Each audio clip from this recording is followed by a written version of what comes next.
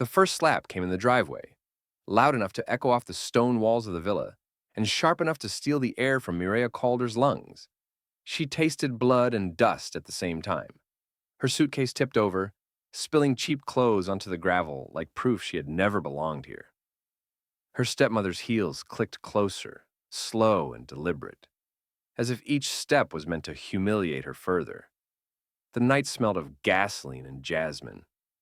Mireya's cheek burned, but worse than the pain was the way the security guards looked away. No one stepped in. No one ever did.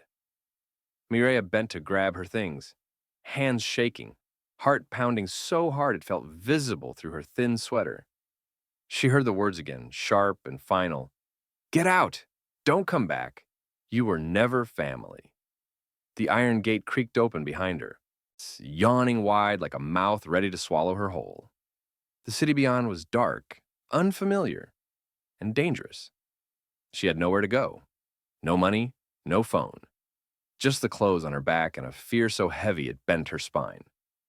Then headlights flared behind her, sudden and blinding, and everything changed in one breathless second.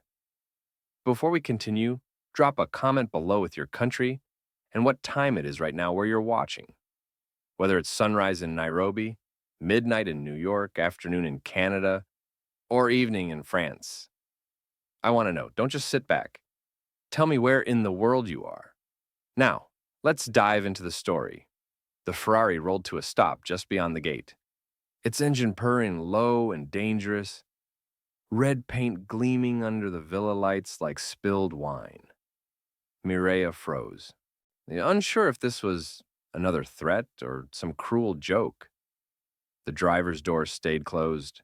The windows were tinted black, hiding whoever sat inside.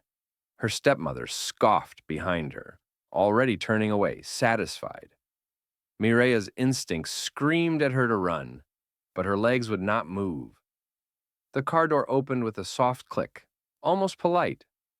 Warm air rushed out, carrying the scent of leather and something darker. Mireya did not think. She reacted.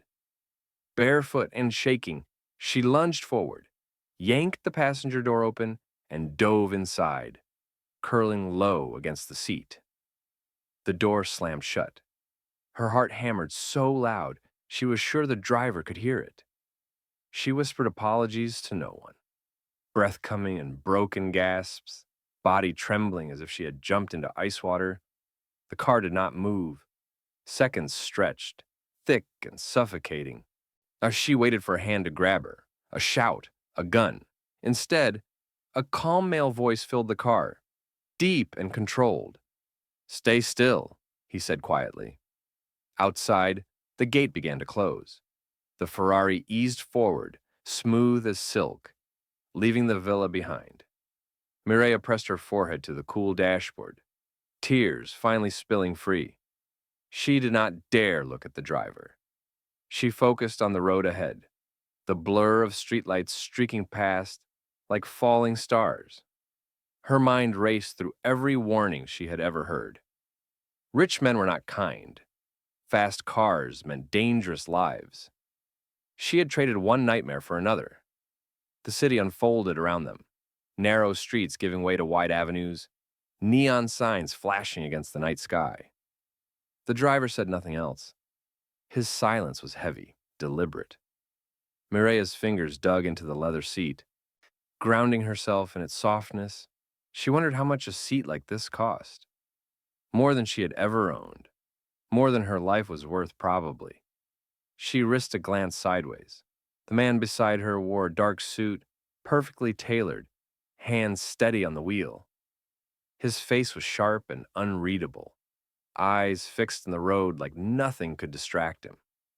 There was a faint scar near his jaw, pale against his olive skin. Power radiated from him, quiet but undeniable. Mireya swallowed hard, fear tightening her throat. They stopped at a red light. The man finally looked at her.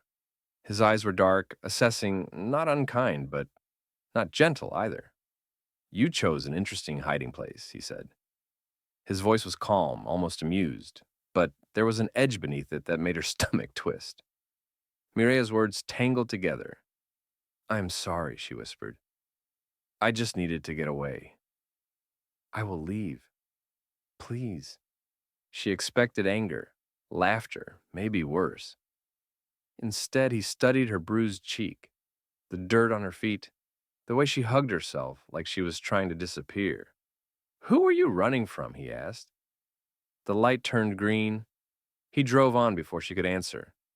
The question hung between them, heavy and dangerous. Mireya's chest ached with the effort of holding everything inside. If she told the truth, she risked being thrown back into the street. If she lied, she risked something she could not name yet.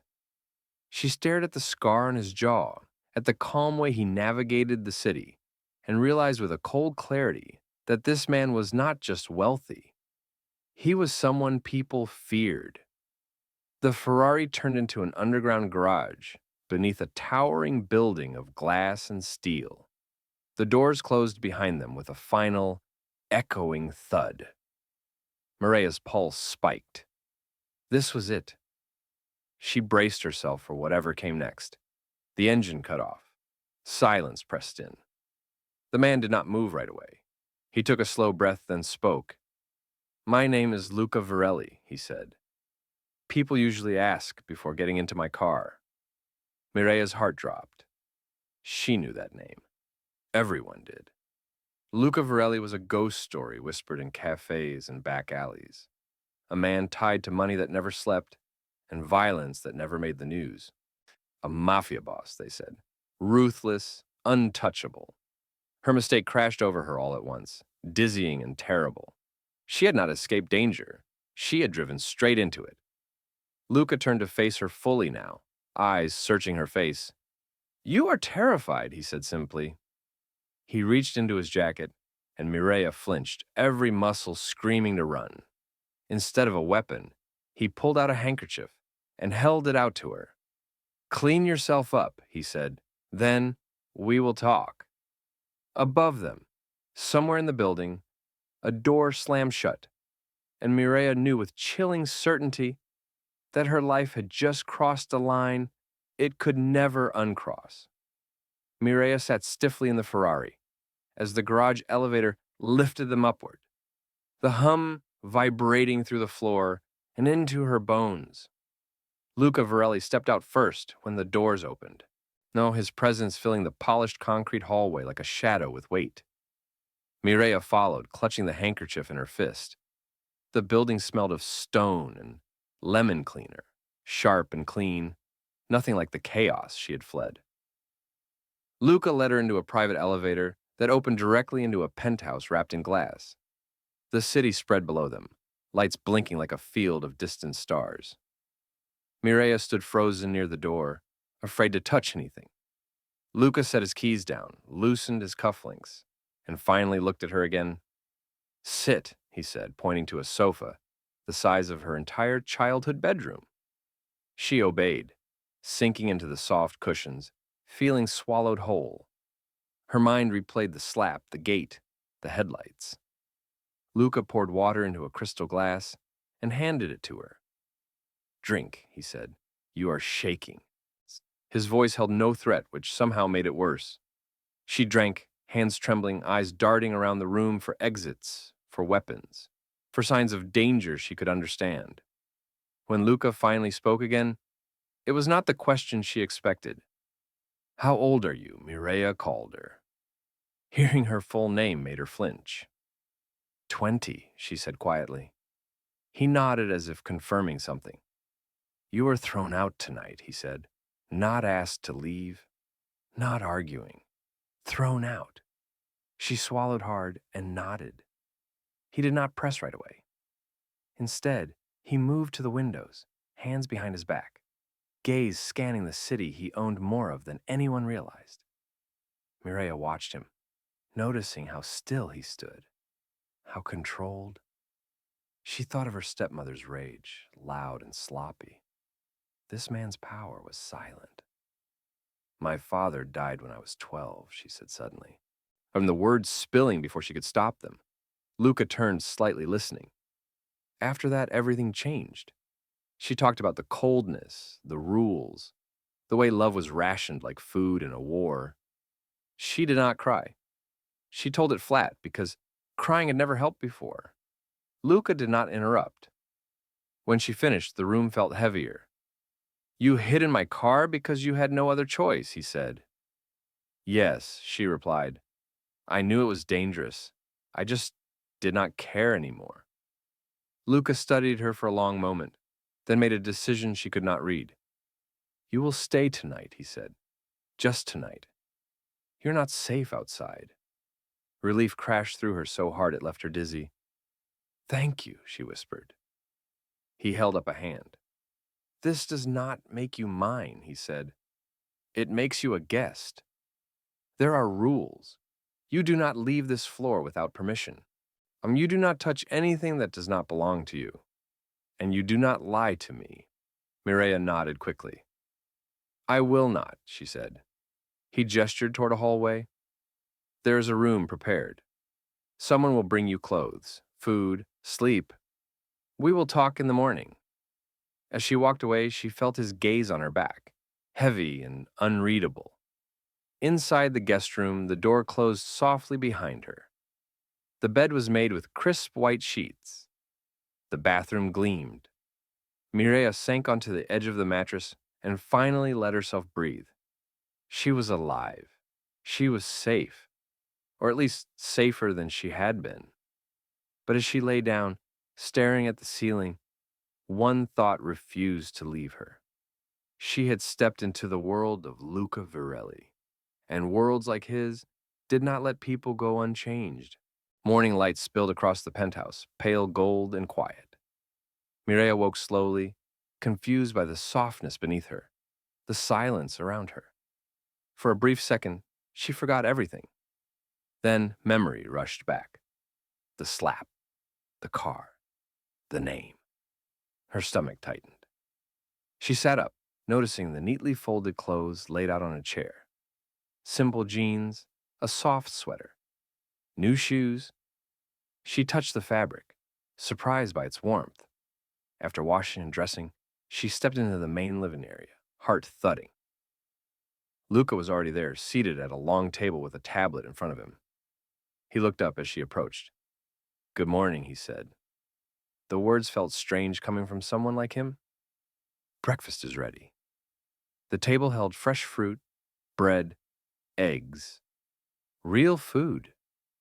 Mireya hesitated, then sat. She ate slowly, aware of his gaze, and of the quiet power in the room. After a while, Luca set his tablet aside. "You need to understand something," he said. "People who enter my life often bring trouble with them. Sometimes without meaning to. Sometimes on purpose." His eyes sharpened. "Which one are you?" Mireya met his gaze, forcing herself not to look away. "I bring trouble," she said honestly, "but not on purpose." He nodded once. Honesty matters. Then he surprised her by asking, "What do you want?" The question stunned her. No one had asked her that in years. "I want to work," she said slowly. "To disappear. To not be afraid all the time." Luca leaned back, considering. "I can give you work," he said. "Not charity. Real work. But understand this. Once you're inside my world, you see things you cannot unsee. You hear things you cannot forget." Mireya's pulse quickened. "I already crossed that line," she said. He watched her carefully, then gave a faint smile that did not reach his eyes. "You are braver than you know, Mireya Calder," he said. "Or more desperate. We will find out which." Outside the windows, the city moved on, unaware that two lives had just become tangled in a way that would change them both forever. Mireya's first day working for Luca Virelli began without ceremony. No threats, no grand speeches. Just a quiet handoff to a woman named Eliana, who ran the penthouse like a fortress disguised as a home. Eliana was tall, sharp-eyed, and spoke with the clipped calm of someone who had seen too much to be impressed. "You stay close," she told Mireya. "You listen more than you speak, and you never repeat what you hear." Mireya nodded, absorbing every word. Her tasks were simple at first: organizing files, preparing rooms, delivering messages she was told not to read. Yet, even in these small duties, she felt the weight of the world she had entered. Men arrived in tailored suits with hard eyes and polite smiles that never reached them. Conversations stopped when she entered rooms. Doors closed softly but firmly behind her. She noticed Luca everywhere, without always seeing him. His presence lingered in the tension of the air, in the way people straightened when his name was mentioned. Late that afternoon, she carried documents into his office. He was on the phone, voice low, dangerous. "No mistakes," he said. "Ever." He looked up and saw her. The call ended. For a moment, it was just them. "You're learning quickly," he said. She nodded. "I do not want to be a burden." He studied her face, then surprised her by saying, "So your stepmother has been asking questions." Fear sliced through her chest. "How do you know?" she asked. Luca's expression hardened.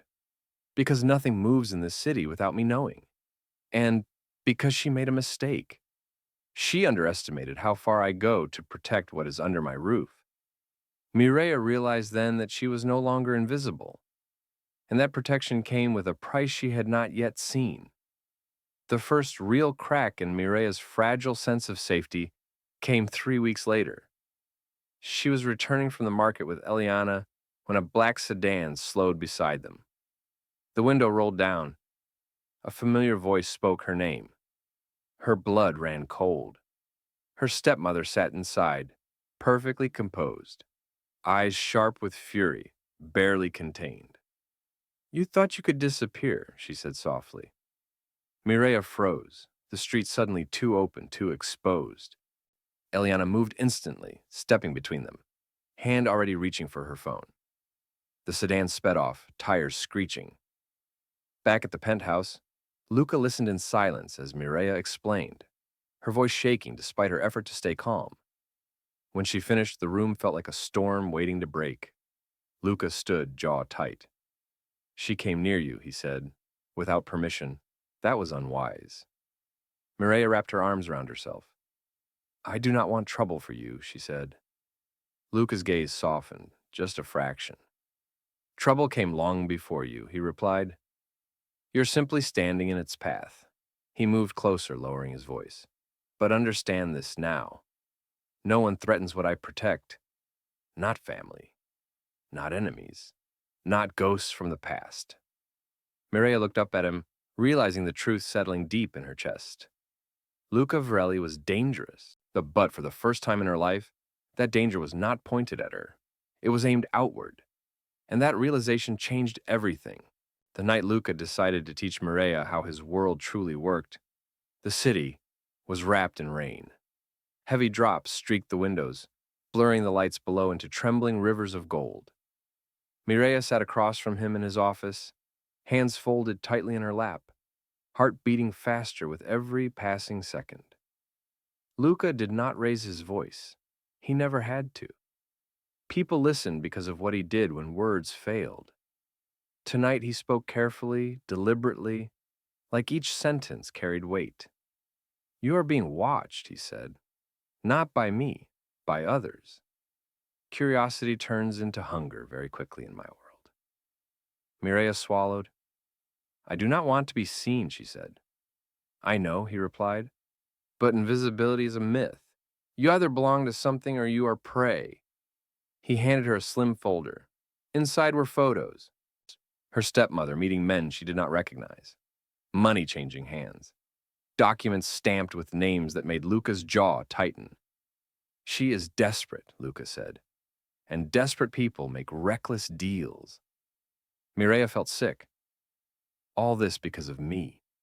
Luca leaned forward. "No. This is because she believes you are weak, because she believes you are still hers to control." He paused, then said something that struck her deeper than any threat. "I will not allow that." The rain outside intensified, thunder rolling like distant drums. Mireya realized this was not just about protection anymore. It was about power. and Luca was offering her a place beside him, whether she fully understood it yet or not. The gala was meant to be a test. Luca never said it out loud, but Mireya felt it in every glance, every instruction. She stood in front of the mirror in a black dress that fit her like it had been made for her alone. Eliana adjusted the clasp at her neck, eyes unreadable. "You walk beside him," she said, "not behind. You speak only when spoken to. And you never show fear."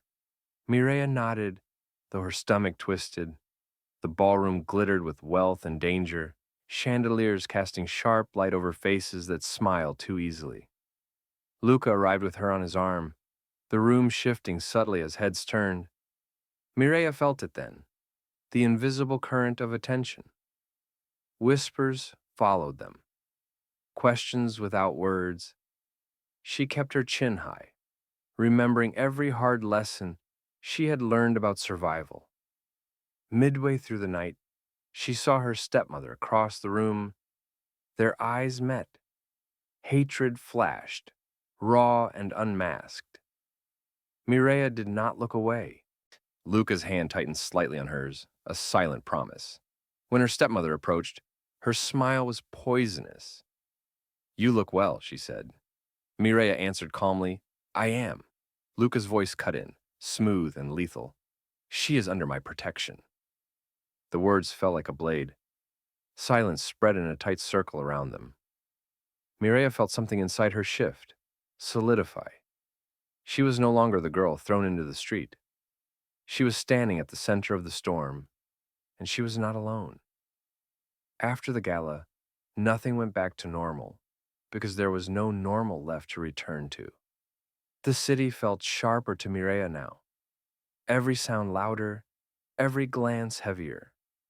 She moved through Luca's world with new awareness, noticing the quiet signals exchanged between his people, the way cars appeared and vanished at the right moments. She understood then that protection was an active thing, constantly maintained. Luca became more distant, not colder, but more focused, his days packed with meetings that stretched late into the night. Mireya filled the silence by working harder, learning faster. One evening, she overheard raised voices behind a closed door. Her name slipped through the crack like smoke. Luca's voice was controlled but dangerous. "She is not leverage," he said. "She is not a message." Another voice answered, sharp with warning. "Then you are choosing a weakness." Mireya stepped away, heart pounding. That night, she could not sleep. She realized the truth she had been avoiding. Her presence had changed the balance around Luca, and balances once disturbed demanded correction. The next morning, Luca told her to pack a bag. "Just essentials," he said. "Well, we are leaving the city for a few days." Fear and relief tangled inside her. "Where?" she asked. "Somewhere quieter," he replied. "Somewhere you can breathe." As the Ferrari cut through the outskirts, Mireya watched the skyline shrink behind them.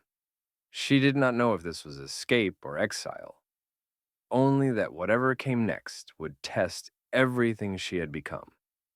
The estate by the coast was beautiful in a way that felt almost unreal. White stone, crashing waves, wind that smelled of salt and freedom.